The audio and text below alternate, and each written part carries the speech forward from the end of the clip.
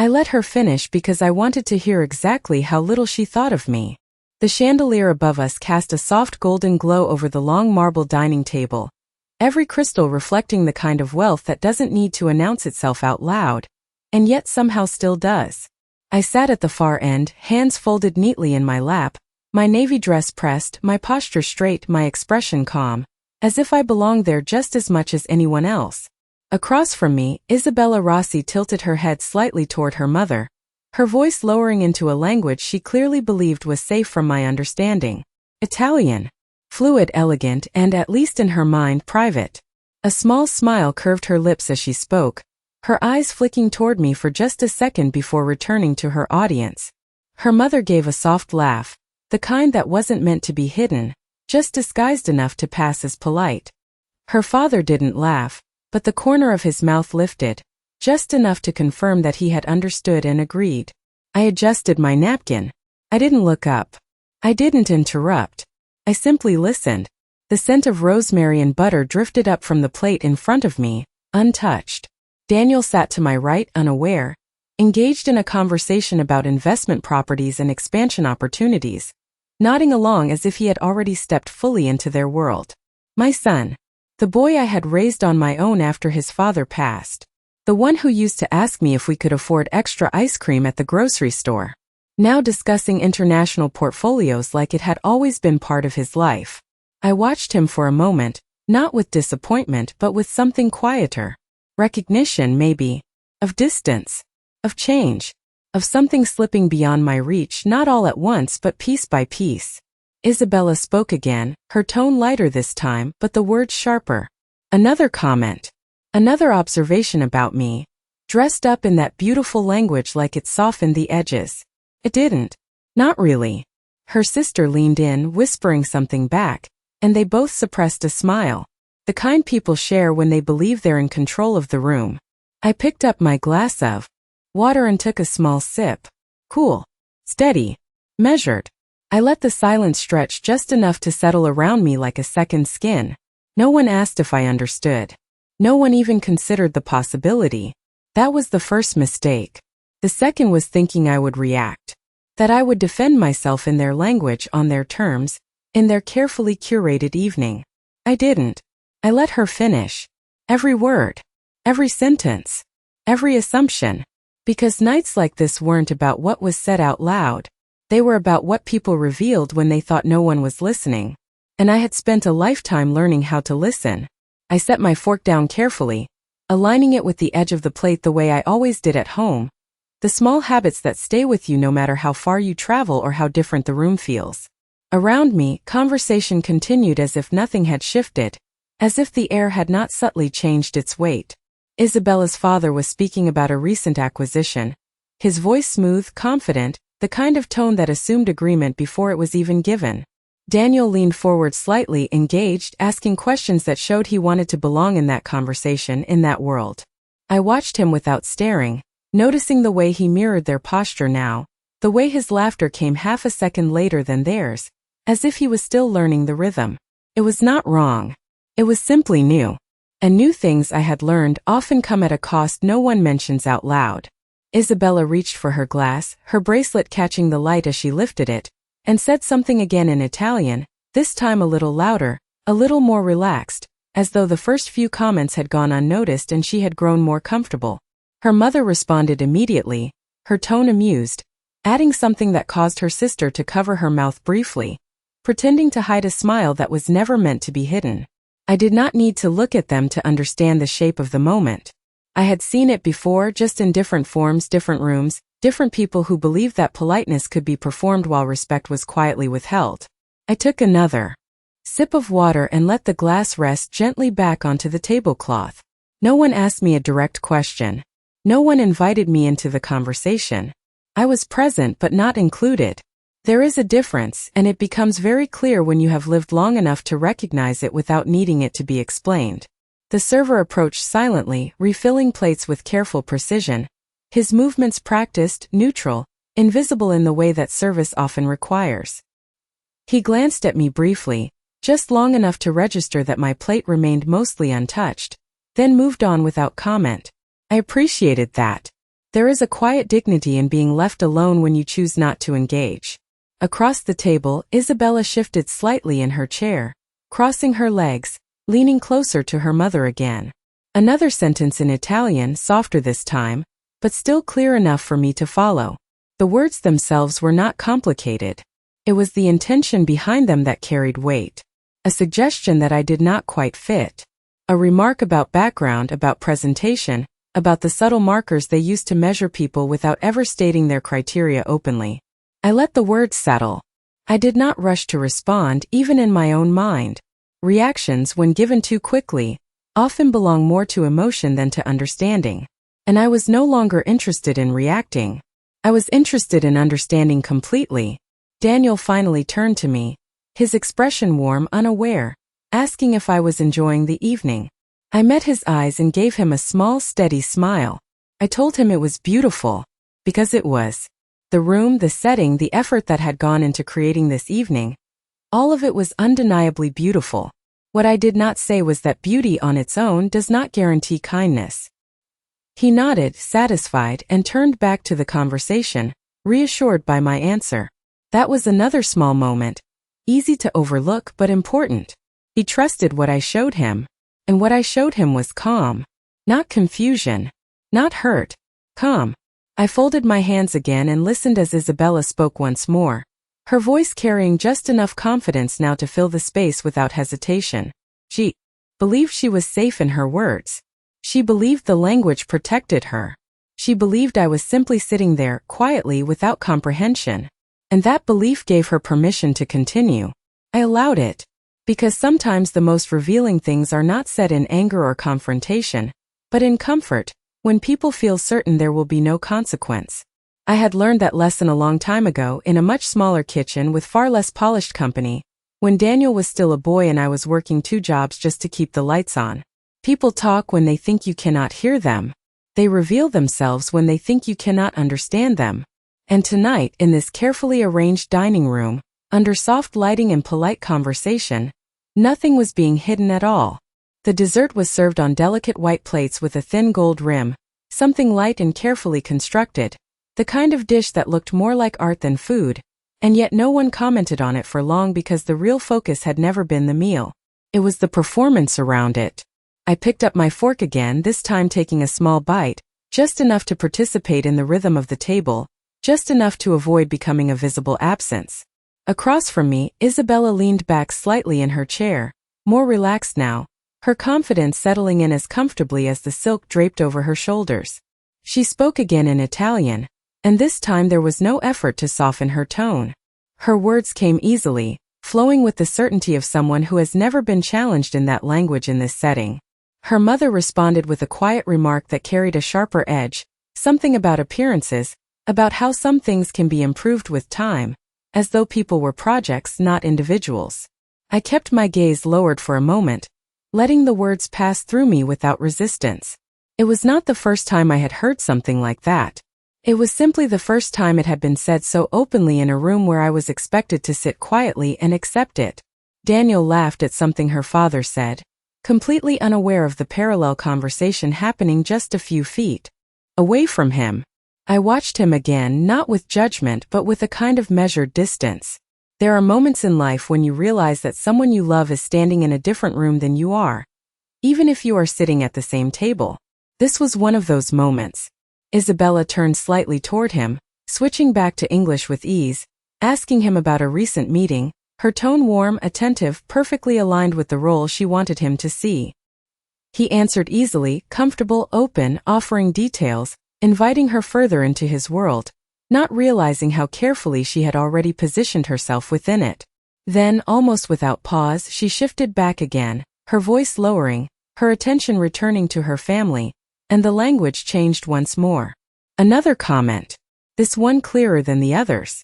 About me. About how surprising it was that I had managed to raise someone like Daniel.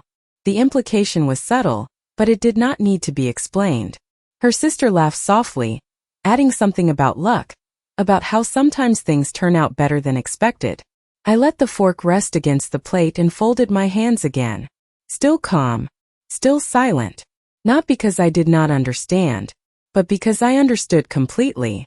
There is a difference between hearing words and recognizing intention. By now there was no ambiguity left. No room for doubt. This was not curiosity.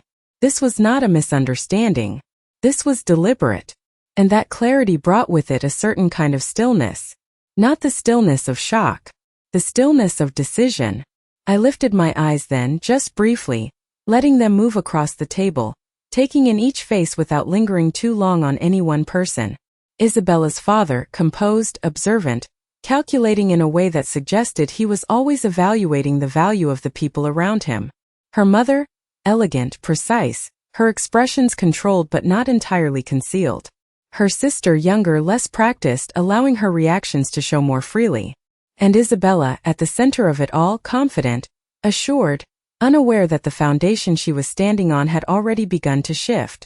I reached for my glass again, taking another measured sip, and allowed a small, almost imperceptible smile to touch my lips. Not in response to what had been said, but in response to what had been revealed. Because that was the moment it became clear. They were not hiding anything. They were showing me exactly who they were. And more importantly, they were showing me exactly how they saw me. And once you see that clearly, truly clearly, there is no need to rush. No need to interrupt. No need to defend yourself in the middle of someone else's performance. You simply wait. You listen. You let them continue. Because every word they choose, every assumption they make, every small careless remark, it all adds up.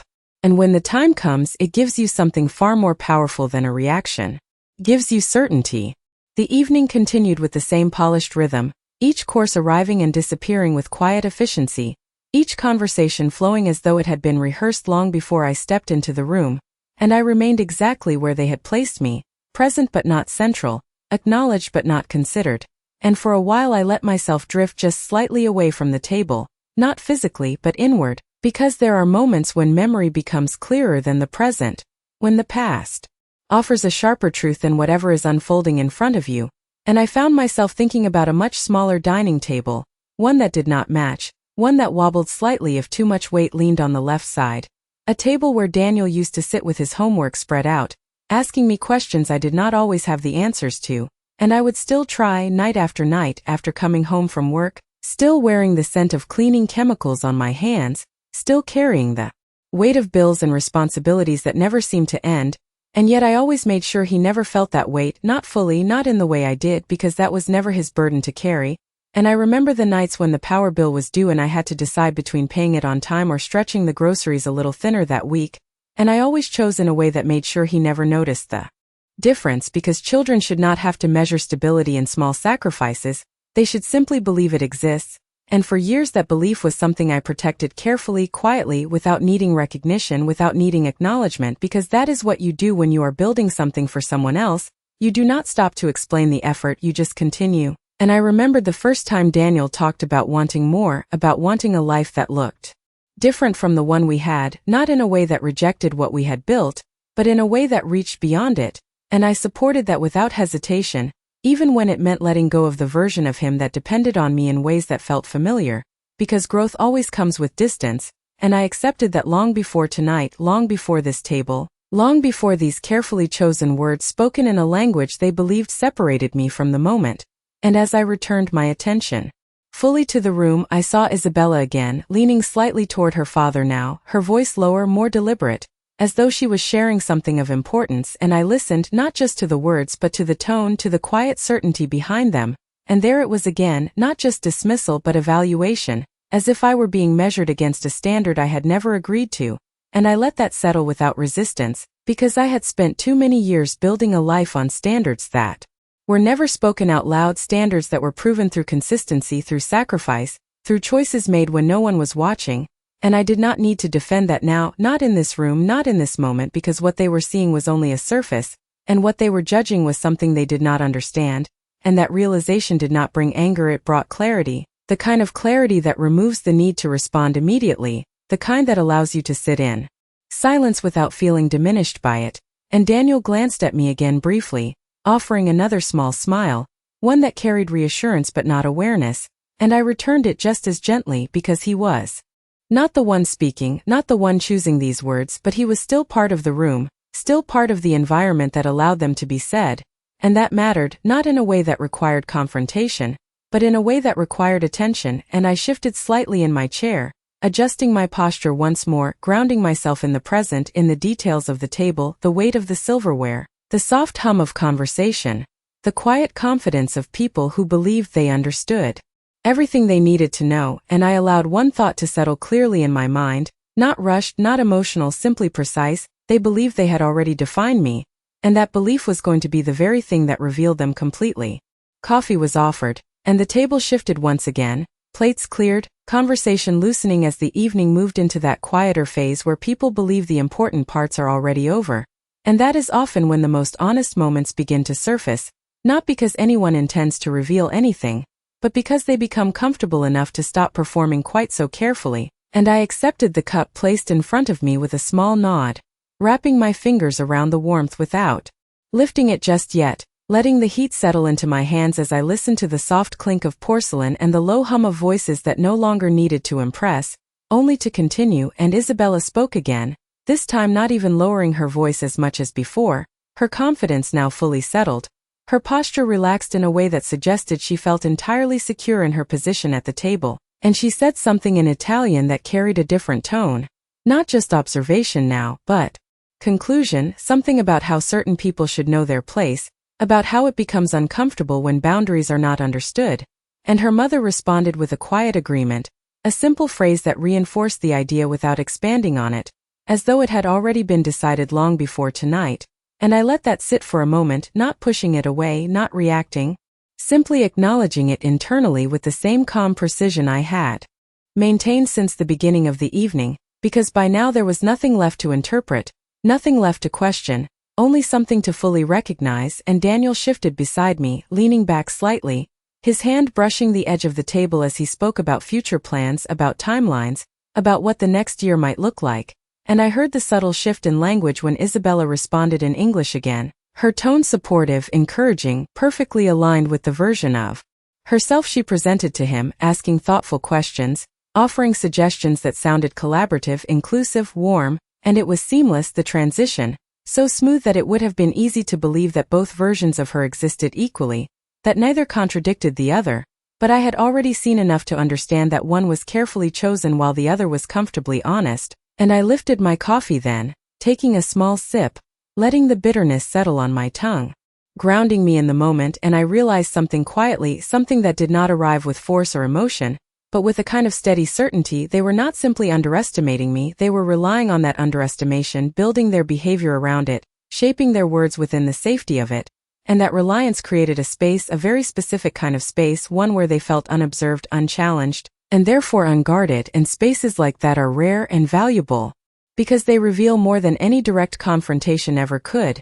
And Isabella's father turned his attention toward me then, finally addressing me directly for the first time in a meaningful way, asking a polite question about my background, about where I had lived, what I had done, his tone neutral but his eyes measuring, as though he was filling in a gap in a profile he had already partially constructed. And I answered simply, clearly, offering only what was asked, nothing more, nothing less. Watching the way he processed the information, the way he nodded slightly, acknowledging it without engaging further.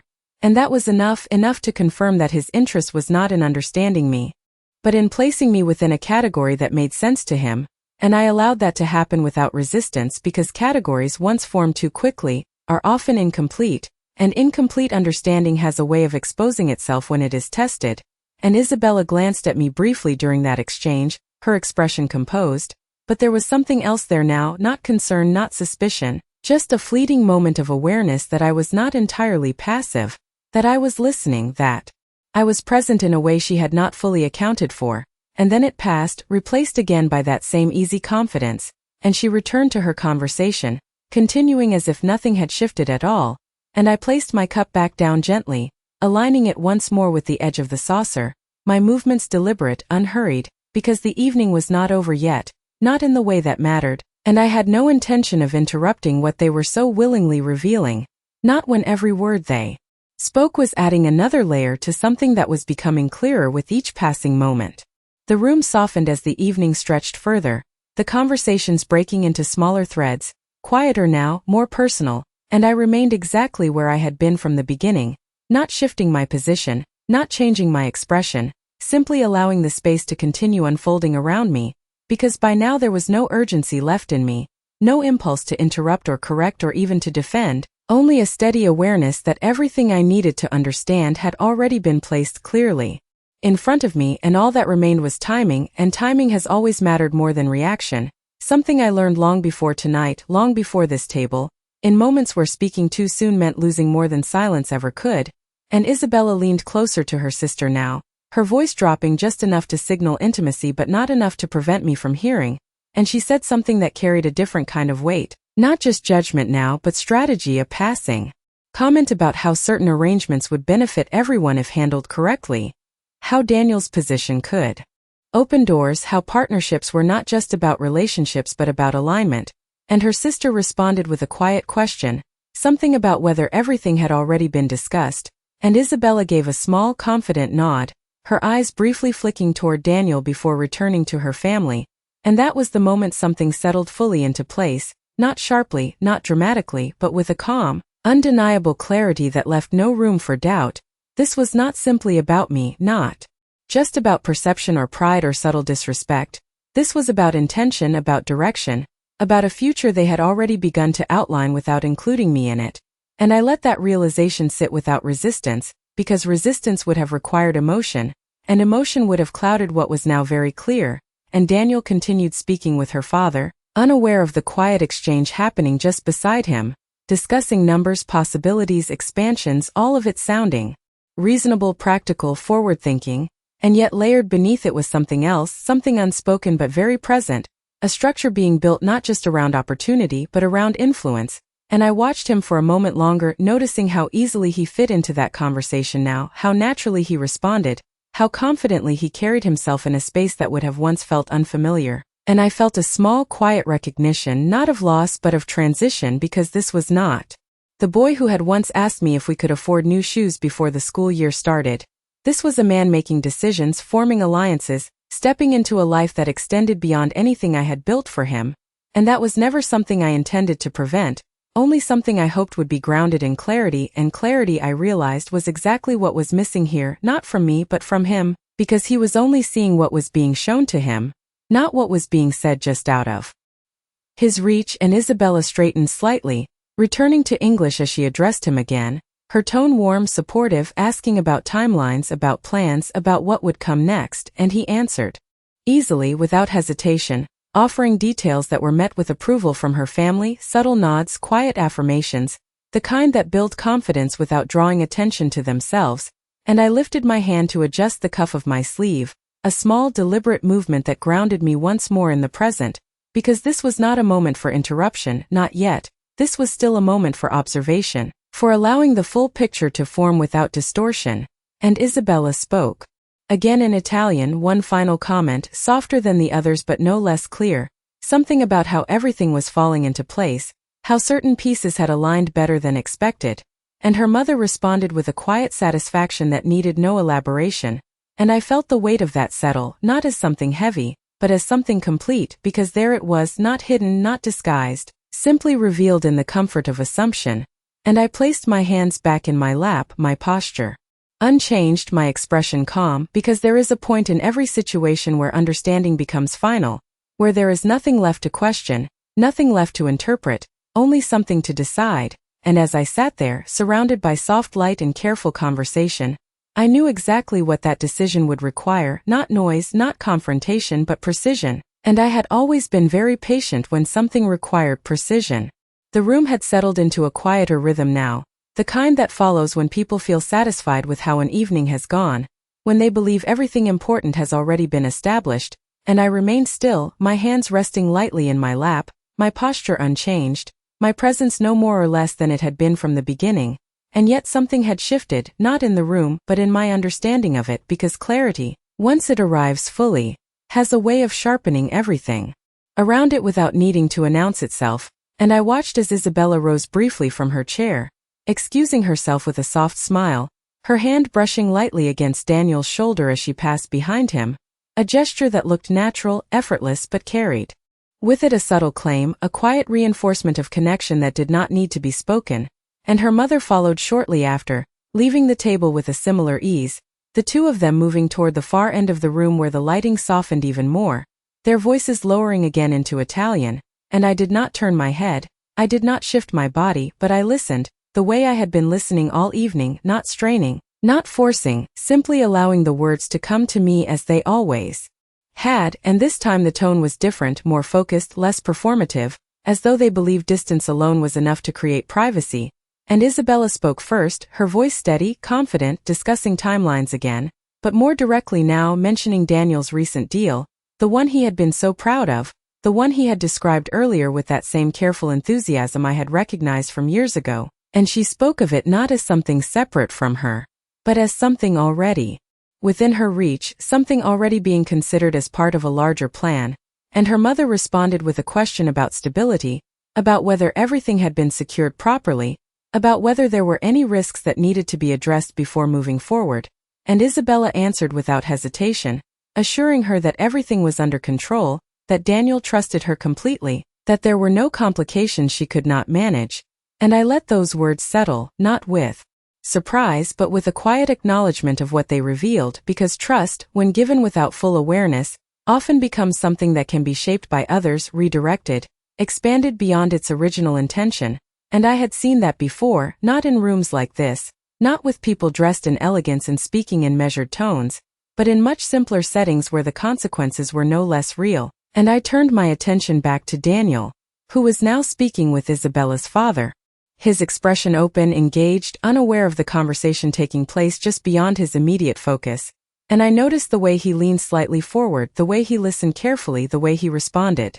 With confidence that had been built over years of effort, years that I had witnessed from the very beginning, and there was no resentment in that observation, only a clear understanding of how easily that confidence could be guided if the foundation beneath it was not fully seen, and Isabella returned a few moments later, her expression composed, her movements smooth as if nothing had been discussed, as if nothing had been revealed, and she resumed her seat beside Daniel, placing her hand lightly on the table, her fingers resting just close enough to his to suggest connection without needing to touch, and she spoke again in English, asking a question about his schedule for the coming weeks, her tone thoughtful, considerate, perfectly aligned with the version of herself he believed in, and he answered without hesitation, offering details, opening doors, not realizing how each piece of information was being received, evaluated, and quietly placed into a structure that had already begun to take shape, and I reached for my coffee once more, though it had cooled now, the warmth no longer present,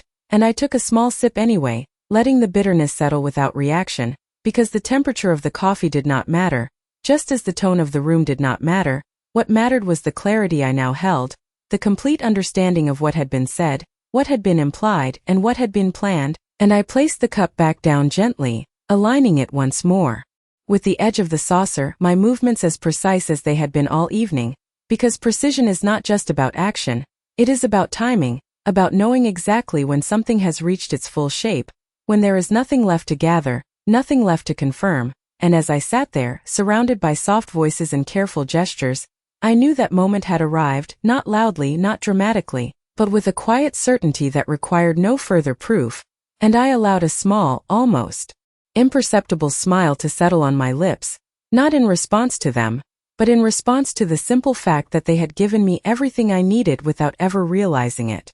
There is a moment in every room when the air changes, not because anyone announces it, but because something invisible settles into place, and I felt it then as clearly as I had felt every word spoken throughout the evening, a quiet alignment of understanding that required no confirmation, no second thought, and I placed my hands gently on the table, not to draw attention, not to interrupt, but simply to mark the shift within myself, because I was no longer observing, I was ready, and Isabella was speaking again, her voice light, her tone perfectly measured, asking Daniel about travel plans, about how often he expected to visit Italy after the wedding, her words framed with warmth, with curiosity, with a softness that belonged entirely to the version of herself she chose to show him, and he answered easily, smiling, mentioning flexibility, opportunities, how he was open to building something that connected both worlds, and I listened to that, not with concern, but with clarity, because the conversation was no longer layered.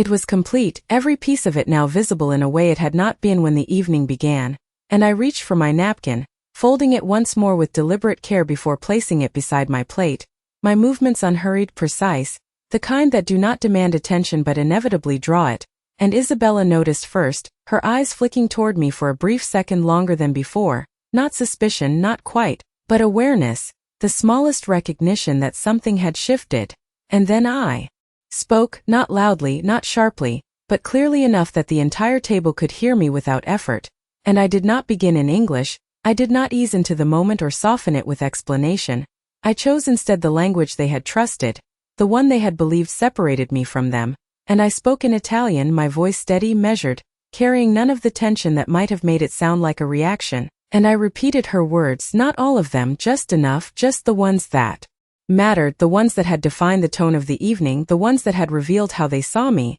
and I did not translate them, I did not need to, because the effect was immediate, unmistakable. Isabella's expression stilled, not dramatically, not with shock that demanded attention, but with something quieter, something far more revealing, the sudden absence of certainty. Her mother's hand paused just above her cup, her father's posture shifting almost imperceptibly as he looked at me fully for the first time that evening, not measuring now, but reassessing, and Daniel turned toward me, confusion crossing his face as he tried to place what he had just heard, because for him this was the first break in the pattern, the first moment where something did not align with what he believed had been happening all along, and I met his eyes briefly, offering him the same calm expression I had given him before, because this was not about him yet, not entirely, and I returned my gaze to Isabella, holding it there just long enough to acknowledge the space between us, not with accusation, not with anger, but with clarity, and I spoke again, still in Italian, this time not repeating, but responding, not with emotion but with precision, a simple acknowledgement of what had been said,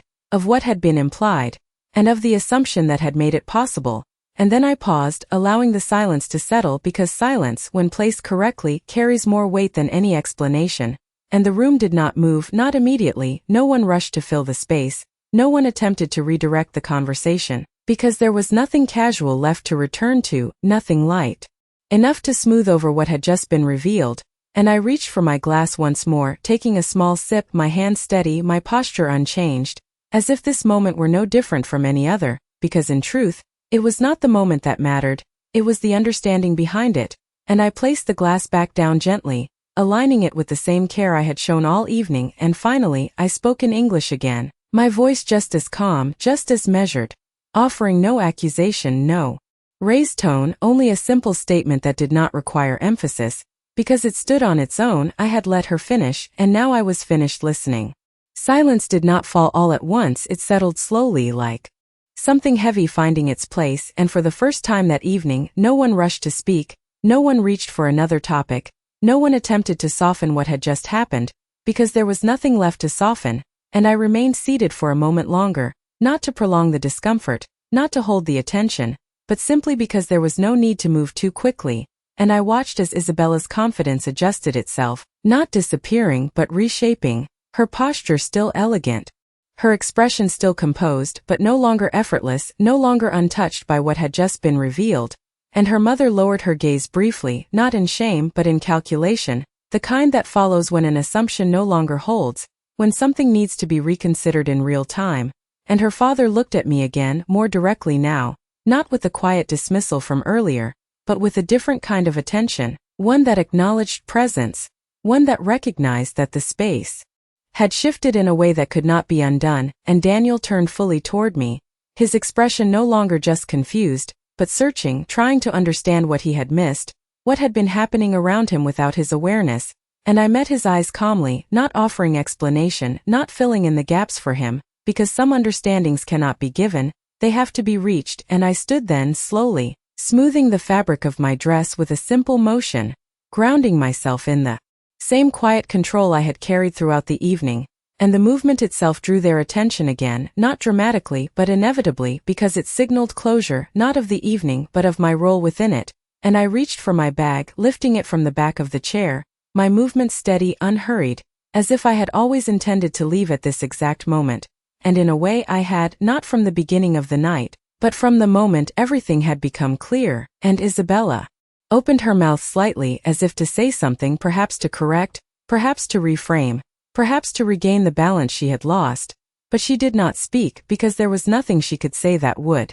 return the evening to what it had been before, and I inclined my head slightly toward her parents, offering a polite acknowledgement, not of approval, not of agreement, but of completion, because that is what this was, something completed, something finished in a way that did not require further discussion.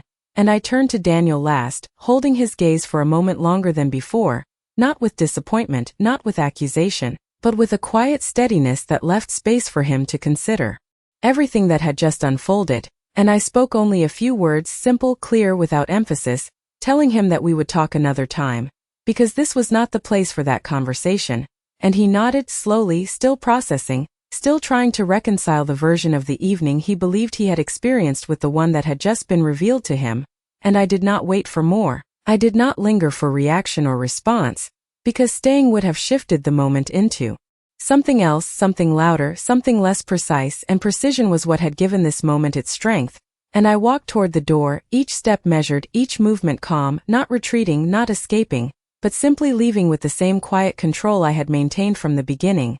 And as I reached the threshold, I paused just briefly, not to look back, but to allow the final shape of the evening to settle fully into place, because there are moments that define more than what is said within them, they define what comes after, and I stepped out into the night air, cool and steady, carrying with me not anger, not resentment, but something far more useful, clarity, and clarity, once you have it, does not leave you, it guides you, it sharpens your choices, it protects what matters without needing to announce itself.